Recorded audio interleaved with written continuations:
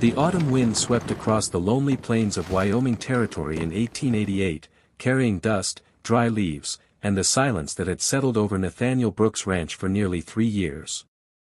The once thriving homestead had become little more than a place where a man survived instead of lived. The horses were cared for, the fences still stood, and the cattle grazed across the hills, but the warmth inside the house had disappeared the day fever claimed his wife.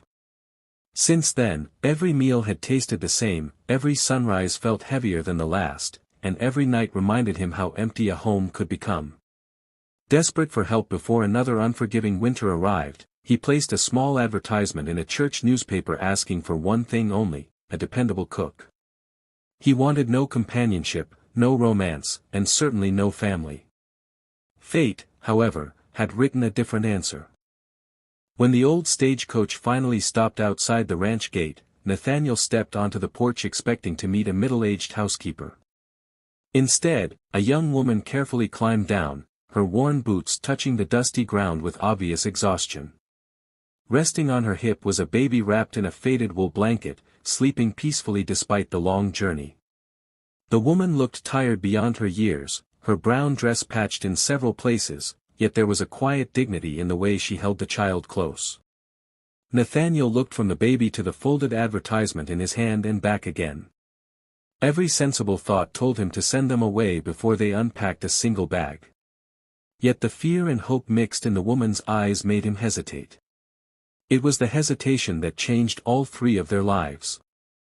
Before we continue, if you believe kindness and second chances can change lives, please like this video, comment with your country, share this story with someone who believes in compassion, and subscribe for more emotional Old West stories. Your support helps keep these stories alive. The woman's name was Grace Sullivan, and the little boy sleeping against her shoulder was Samuel. Grace had been widowed less than a year earlier after her husband died while helping build a railroad bridge in the mountains.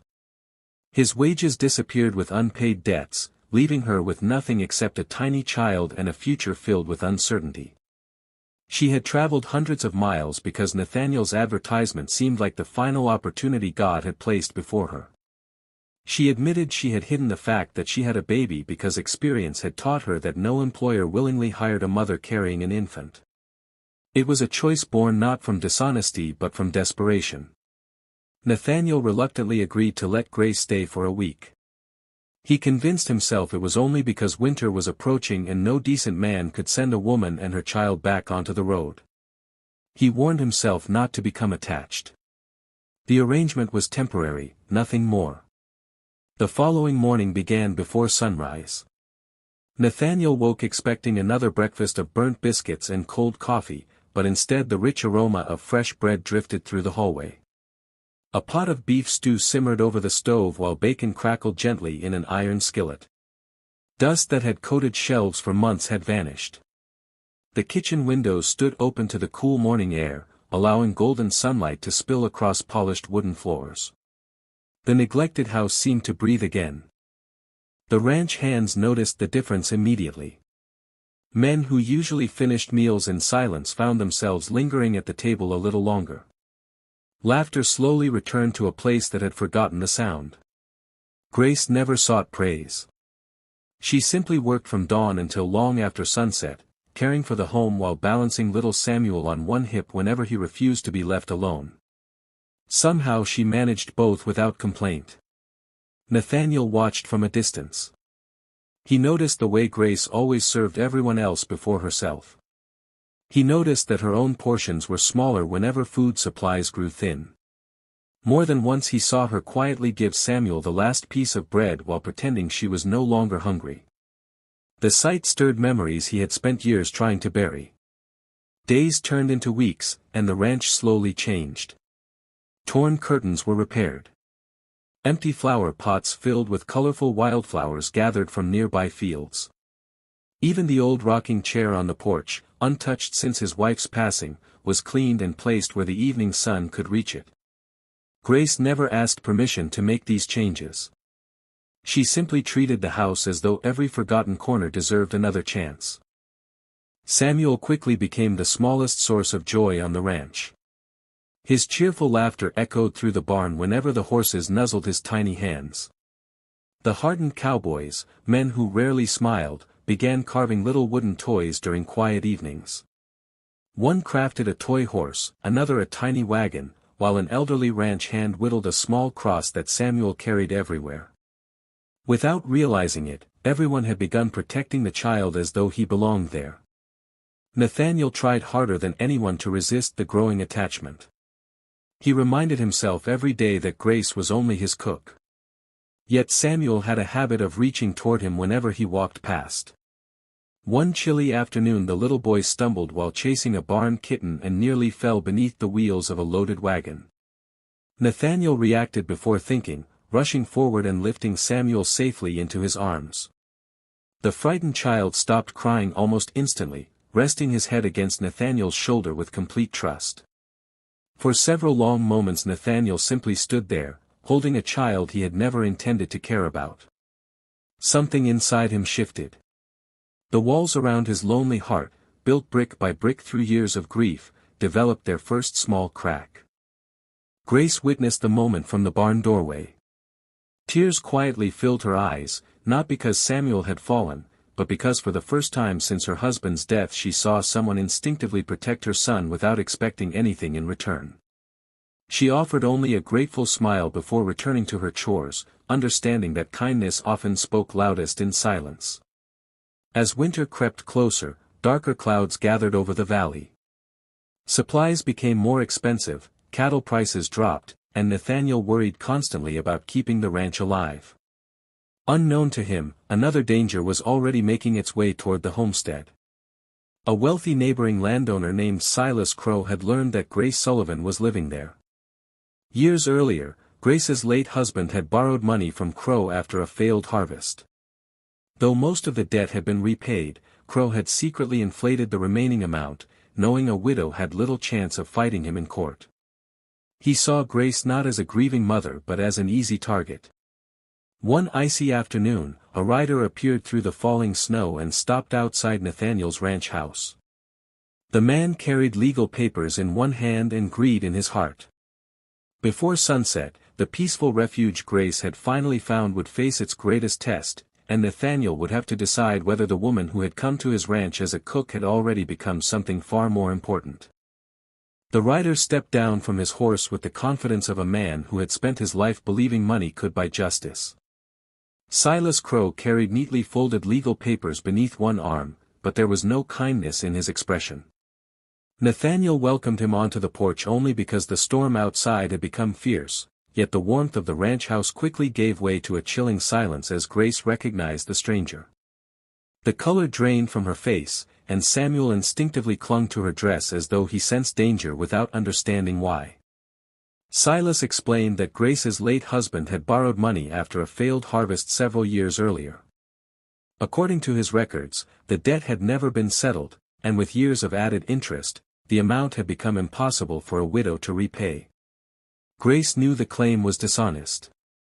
Her husband had worked until the final weeks of his life to repay nearly everything he owed, but the receipts had disappeared after his death.